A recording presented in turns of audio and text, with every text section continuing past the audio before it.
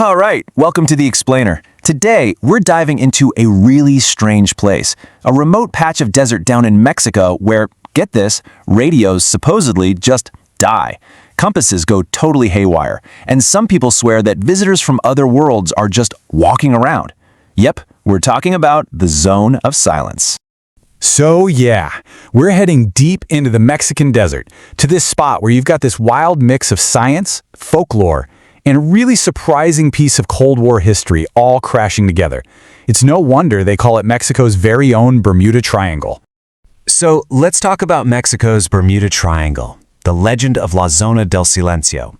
For decades, this place has been ground zero for some absolutely incredible paranormal claims. I mean, it's a magnet for mystery seekers from all over the world.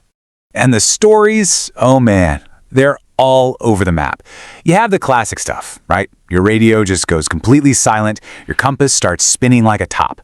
But then it gets weirder. People talk about strange lights in the sky, these weirdly hot pebbles falling out of nowhere, even claims of mutated plants and animals. And then there are the encounters with strange beings. Yeah, this one is probably the most famous story you'll hear. Eyewitnesses, like local ranchers, have these incredible reports of meeting tall, blonde humanoids. They just walk up, ask for some water in perfect Spanish, and then, poof, they vanish without leaving a single trace. I mean, no footprints, nothing. It's tales like these that have really cemented the zone's reputation and drawn in crowds of tourists. They call them Zaneros, all hoping to see something for themselves. So you have to ask, right? Is this place really some kind of paranormal hotspot, or is the truth buried somewhere in a declassified government file? Well, to figure that out, we've got to go back in time, back to one specific, crucial event that happened right at the peak of the Cold War. Okay, so Section 2, the rocket that went rogue, a Cold War accident. You see, this whole myth, this entire legend, it all started with a top-secret U.S. military test that went, well, let's just say it went spectacularly wrong. And in doing so, it accidentally created a story that's lasted for more than 50 years. All right, so let's walk through what happened. On July 11th, 1970, the U.S. launches this test missile called 𝗭𝗄 from Utah. Its target? White Sands Missile Range over in New Mexico. But something goes wrong. A motor on the rocket malfunctions, and it sends the whole thing careening off course. Instead of landing in New Mexico, it overshoots its target by 400 miles and crashes deep inside the desert in Mexico. You can imagine the panic at the Pentagon. And this wasn't just a rumor. An official U.S. Air Force report put it pretty plainly.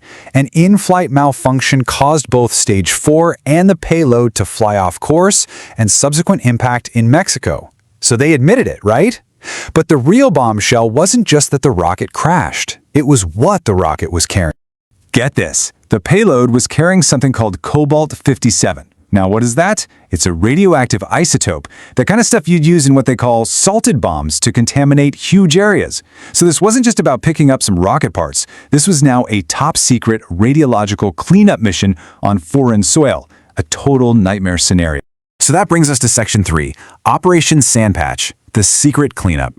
The second that missile went down, the U.S. military scrambled a covert recovery mission. They codenamed it Operation Sandpatch, and it's this incredibly secretive operation that really became the seed for the entire Zone of Silence myth. And look at what they had to do. This was a huge deal. First, they spent 3 weeks just searching from the air to even find the crash site. Once they found it, they had to literally build a new road out into the middle of nowhere just to get their equipment in. Then they had to excavate all the contaminated soil from the crater and seal everything, the wreckage, the dirt, into lead-lined containers. I mean, can you imagine being a local and seeing all this happen with absolutely zero explanation? Your mind would go wild with speculation. And we're not talking about a small amount of dirt here. They removed 60 drums of contaminated soil. They had to haul all of that back across the border. This was a massive, serious radiological cleanup that they desperately wanted to keep under wraps. So, because of the intense secrecy of Operation Sandpatch, you get this total information vacuum. Nature abhors a vacuum, right? And so does human curiosity. With no official answers, people started filling in the blanks with rumors and folklore. All those pre-existing stories about weird things happening in the area, they suddenly got connected to this bizarre, unexplained military activity. The crash didn't start the legend, but man, it poured a whole tanker of gasoline on that fire. Okay, so now that we know about the crash, let's get into the science of it all. Section 4, Science behind the silence. We're going to separate the facts from the folklore. Is there any scientific truth to all these wild claims? This is really where the myth and reality split. The myth says there's this mysterious energy vortex that just eats radio waves. The science? Well, the area is really rich in magnetite, which is a magnetic iron ore. And guess what? High concentrations of that can and do cause sporadic radio interference. It's not a total blackout, just patchy spots.